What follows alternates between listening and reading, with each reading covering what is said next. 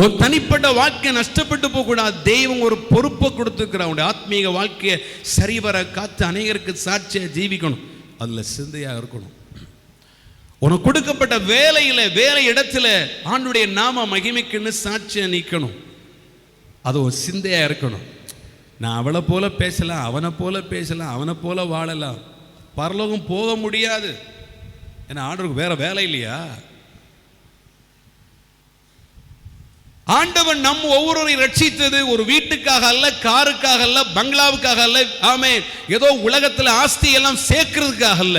உங்களை என்னை ஆண்டவர் அழைத்தது எல்லாவற்றுக்கும் மேலாக, ஆமென், அந்த பரலோக ராஜ்யத்துக்கு அழைத்து போய் அந்த வாடாத கீடம் பெற்றுக்கொள்ளணும். இல்ல, முத்துக்கள் நான் நிறைந்த வாடா கீடத்தை உங்களுக்கு எனக்கு சூட்ட வைக்கணுங்க. வெறுமையா சும்மா அங்க போகல.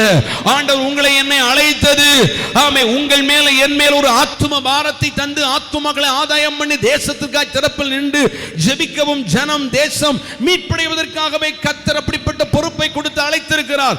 அந்த அழைப்பை உணர்ந்து புரிந்து அப்படிப்பட்ட சிந்தையிலே வாழ்ந்தால் நாம் வெற்றி உள்ளவர்கள்.